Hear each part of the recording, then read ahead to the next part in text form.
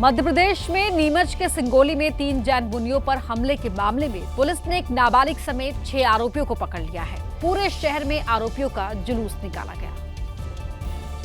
हाथ जोड़कर माफी मांगते हुए ये वही आरोपी हैं जिन्होंने 13 अप्रैल की रात नशे में धुत होकर जैन मुनियों पर हमला किया था।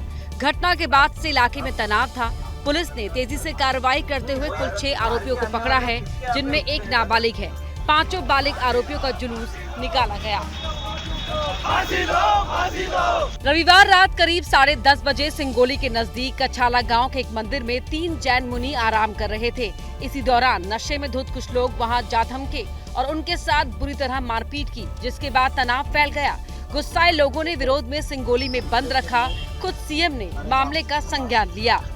की जानकारी मिली कि कुछ लोगों ने शराब पी करके हमारे जैन मुनियों के साथ दुर्व्यवहार किया था, गलत व्यवहार किया था। हमने तुरंत पुलिस की टीम बनाई और सभी लोगों को पकड़ा है। सरकार ऐसी किसी घटना को बर्दाश्त नहीं करेगी। ये कठोर संदेश भी मैंने दिया है और कठोर से कठोर कार्रवाई होकर को उनको दंडित किया जाएगा। अगर आप भी अपने बच्चों को अकेला कहीं छोड़ देते हैं तो ये खबर आपको जरूर देखनी चाहिए। छत्तीसगढ़ के रायपुर से एक ऐसा ही वीडियो सामने आया है, जिसे देखकर किसी भी माँ बाप का कलेजा कांप जाएगा। वीडियो 12 अप्रैल की शाम का है। घर से एक बच्चा बाहर निकलता है और सड़क पर आ जाता है। सड़क पर बाइक आती देख बच्चा दूसरी तरफ चला जाता है, लेकिन कुछ ही देर बाद वापस घर की तरफ आता है और गड्ढे में गिर जाता है। गनीमत रही कि बाइक से आ रहे एक युवक ने उसे गड्ढे में देख लिया और फौरन गड्ढे में कूदकर उसे बाहर निकाला। लेकिन परेशान करने वाली बात यह है कि इससे पहले भी 2 बच्चे इस गड्ढे में गिर चुके हैं, जिसमें एक बच्चे की मौत हो चुकी है। गुलमोहर कॉलोनी में ये गड्ढा नगर निगम ने खोदा है, जो बच्चों की जान पर भारी पड़ रहा है। अगर आप भी अपने छोटे बच्चों के हाथ में या नाबालिग के हाथ में कार या बाइक की चाबी थमा देते हैं तो सावधान हो जाइए, क्योंकि दिल्ली में माँ बाप की एक यही गलती उन पर और उनके बच्चों पर भारी पड़ गई। सीसीटीवी में रिकॉर्ड हुई इन तस्वीरों में दिख रहा है कि जोरदार टक्कर के बाद स्कूटी सवार 2 लोग जमीन पर आकर गिर जाते हैं। टक्कर इतनी जोरदार थी कि कार स्कूटी पर ही चढ़कर खड़ी हो गई और कार के अगले दोनों पहिए हवा में लटक गए। ये कार 2 नाबालिग चला रहे थे, जिन्हें मौके पर ही लोगों ने पकड़ लिया और पुलिस के हवाले कर दिया। ये घटना रोहिणी के सेक्टर 16 इलाके की है। अब बेटे को गाड़ी की चाबी देकर नाबालिग के माता पिता भी पछता रहे होंगे।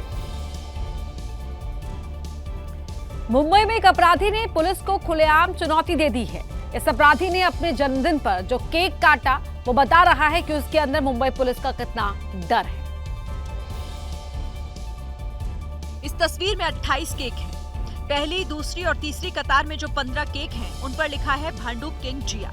इसी तरह चौथी कतार में जो 3 केक हैं, उन पर लिखा है 302। 5वीं कतार में जो 3 केक हैं, उन पर लिखा है 307। छठी कतार में जो 3 केक हैं, उन पर लिखा है 387 और 7वीं कतार में जो 3 केक हैं, उन पर लिखा है 326 और सबसे आखिरी कतार में एक केक है, जिस पर क्वेश्चन मार्क बना हुआ है।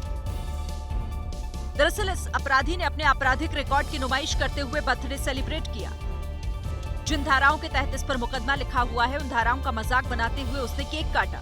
इस अपराधी का नाम जिया अंसारी है और इन धाराओं को देखकर पता चलता है कि इसके ऊपर हत्या जैसे गंभीर मुकदमे भी दर्ज हैं। कुछ दिन पहले ही अपराधी जमानत पर जेल से रिहा हुआ। सवाल यह है कि क्या इसने आखिरी कतार वाले केक पर क्वेश्चन मार्क का निशान लगाकर ये बताने की कोशिश की है कि कानून इसका कुछ कर नहीं सकता।